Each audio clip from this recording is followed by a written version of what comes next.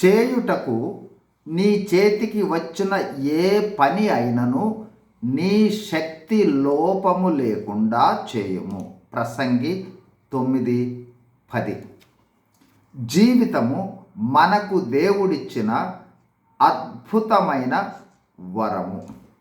మానవులమైన మనకు మన జీవితంలో అనేక రకాలైన పనులు, బాధ్యతలు, అవకాశాలు మొదలైనవి వివిధ వయస్సులలో, వివిధ సమయాలలో, వివిధ పరిస్థితుల్లో ఉంటూ ఉంటాయి.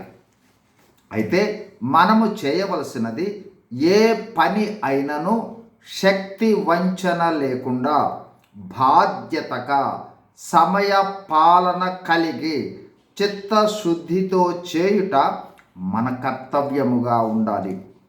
అప్పుడు క్రైస్తవులముగా మనము దేవునిని మహిమపరచువారముగా ఉంటాము.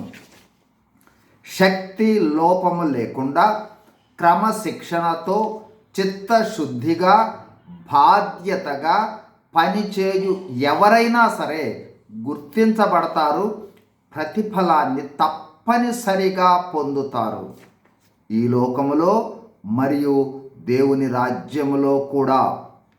యేసు ప్రభువారు అంటూ ఉన్నాడు, యోహాను సువార్త 17:4, చేయుటకు నీవు నాకిచ్చిన పని నేను సంపూర్ణంగా నెరవేర్చి భూమి మీద నిన్ను మహిమపరచితిని. కాబట్టి మనము చేయుటకు మన చేతికి వచ్చిన ఏ పని అయినను శక్తి లోపము లేకుండా చేద్దాం. దేవునిని మహిమపరచుదాం. దేవుని మహిమ కొరకే మనము దేవుని చేత సృష్టించబడ్డాము, రక్షింపబడినాము కూడా.